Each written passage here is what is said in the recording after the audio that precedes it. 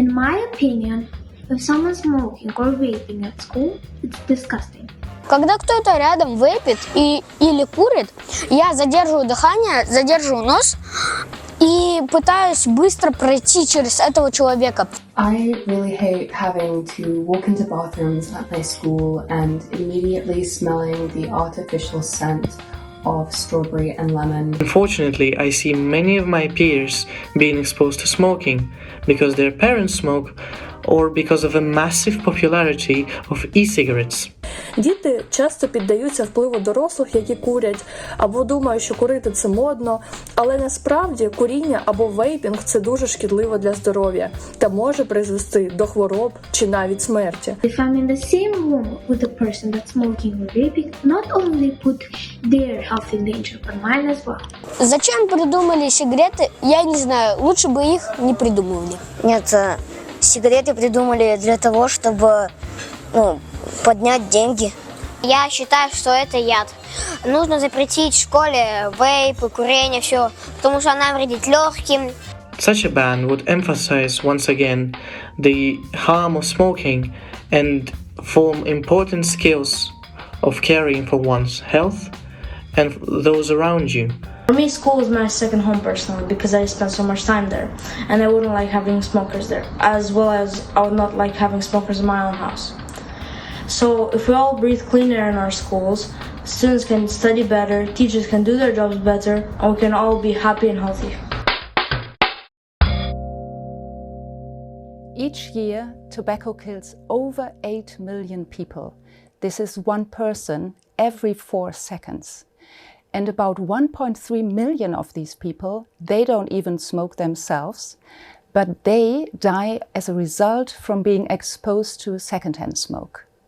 Shockingly enough, half of all children around the world are reported to breathe in air polluted by tobacco smoke. And as a very tragic result, about 51,000 children each year die from illnesses related to secondhand smoke exposure. And young people, they are not only threatened by secondhand smoke, they are also very aggressively targeted by the tobacco and related industries and by their deadly products. And in recent years, nicotine has been made more enticing and more accessible through marketing of nicotine products in sweet and fruity flavors and by selling these products near schools, online and in vending machines, where age verification can be easily circumvented. So today the World Health Organization is very happy to launch 2 new publications, the Nicotine and Tobacco-Free School Guide and the accompanying toolkit. They are intended to provide schools and their students with the necessary knowledge and tools to successfully adopt a nicotine-free and tobacco-free campus policy.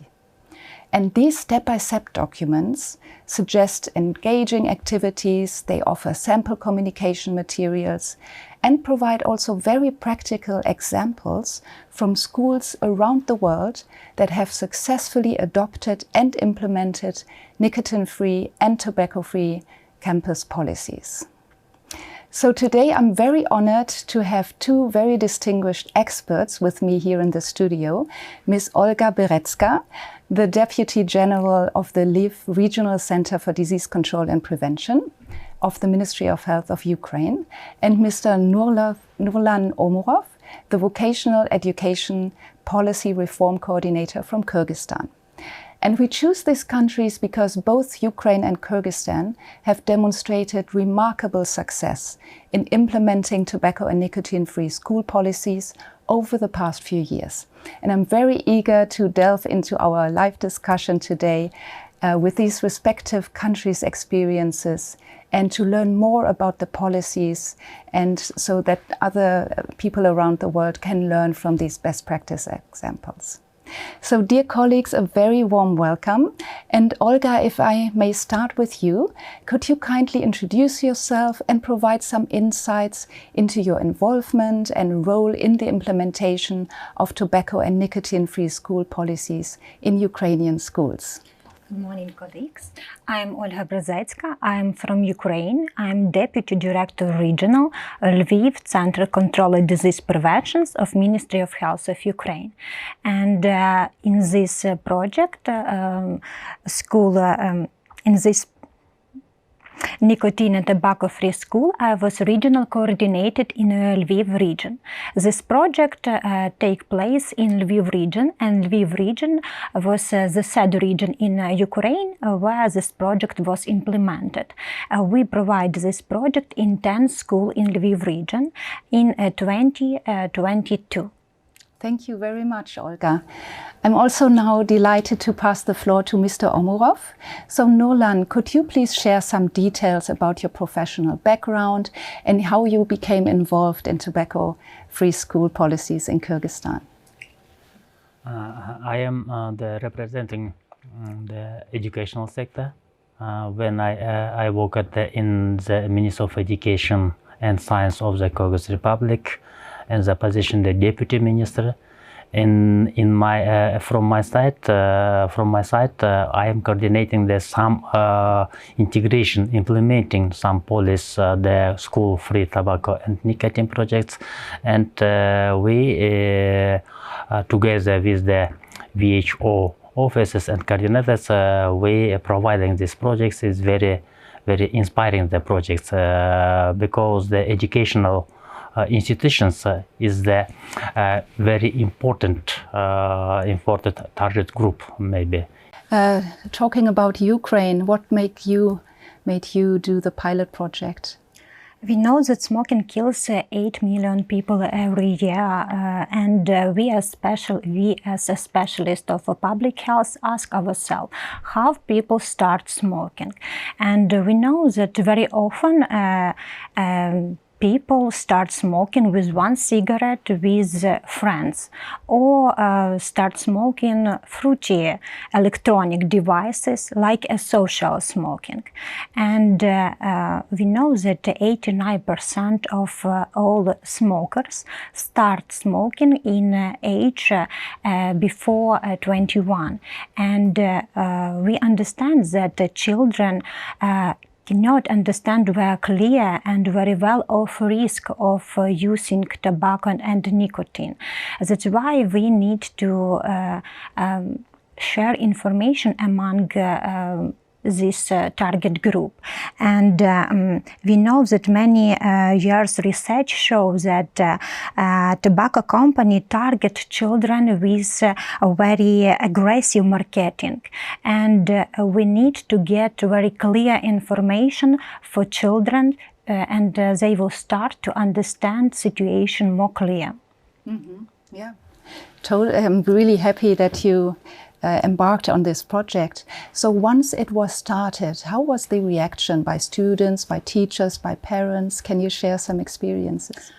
Yes, when we implemented this project in Lviv, it was a period when full war was going. We see that children, staff of school and parents was support this project because we see, for example, that some school print all key information which we share for this school and put it into the enter of school. And when the parents come for school and wait for the children, they have free time as they can read all this key information and understand the situation more clear. That's why we see that we have very big support from all, from children, from staff and from parents too. That's great. Definitely a very unique example from Ukraine, and also I think a demonstration how resilient the public health system in Ukraine is. So thank you for sharing these experiences. Nurlan, can you share some examples? How was the reaction in Kyrgyzstan by students, parents, teachers? How did it go?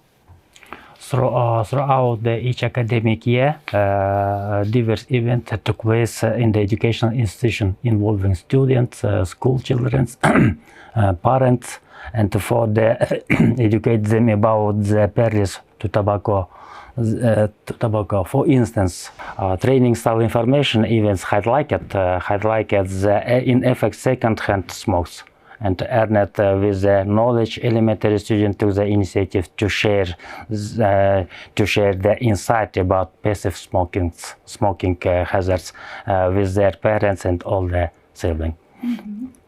That's amazing. Did you also see any impact in terms of smoking prevalence that declined, or any other impacts of the policy once it was implemented? Yeah, of course. We have the many activities for the impact, the tobacco-free zone in family, in the higher institutions, higher educational institutions, at schools and preschool streams. Mm-hmm. In Ukraine, did you also see some impact of these policies? Yes, of course, we see this impact, and as a part of this project, we collect information about using tobacco among children during 2 rounds, before we start our project and when we finish this project. And as a result of this pilot project, we see that 19% of students during the first round and 16% of students during the second round reported the experience of using tobacco and nicotine products. And after the information accompanying, we see the percentage of those who notified the cases smoking or using the nicotine or tobacco in school or in territory of school decreased by more than 20%. And the number of responsibilities who receive new information according risk of using tobacco and nicotine increased by 55%. And school which were not involved in this pilot project see that this project was very successful, and they contact with us and ask to provide the same project in this school. So Olga, you are a public health specialist. What do you think, how would you describe the role of public health institutions in the rollout of these projects? And how do you, would you value the collaboration with other organizations when you dive into such a project? We as a public health specialists, we understand that we need collaboration with other institutions, and we have very good collaboration with different institutions in our region. We collaborate with education institutions, we collaborate with doctors, we collaborate with mass media, and we provide a strategy for tobacco control in our region. And this tobacco strategy helps to communicate and provide different activities that prevent smoking and tobacco using among not only children but in adults too. And we understand that we like a public health specialist must be like an example for people, and we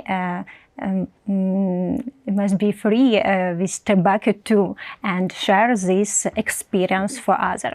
Mm-hmm. How would you rate, how important is the collaboration between different ministries in a country? For example, between Ministry of Health, Ministry of Education. What would you say? Yeah, underscoring the necessity of the intersectoral cooperation. It is the vital highlights the importance of collaboration across the various domains for the implementation of comprehensive policy.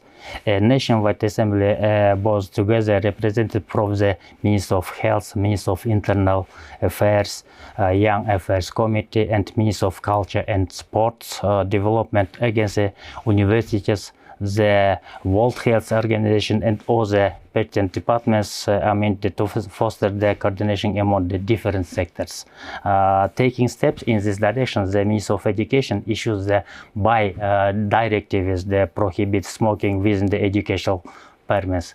Both the Minister of Health and Minister of Education consistently enact an array of measures against smoking. These endeavors encompass addressing the consequences of tobacco use and the risk associated with passive smoking and non-smoking sincere smoke from smokers, while also encouraging the welfare of smokers of non-smokers.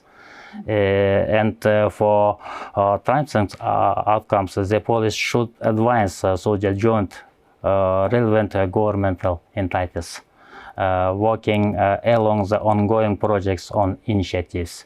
It is only through this well-coordinated interaction that a successful result can be attained. Mm-hmm. Thank you. Yeah. So for the last question, I would like to turn back to you, Olga. What would you say are the main lessons learned that you could share for other countries that want to adopt a tobacco and nicotine-free school policy? The main lesson and recommendation is to involve student in all steps of implementation of this project.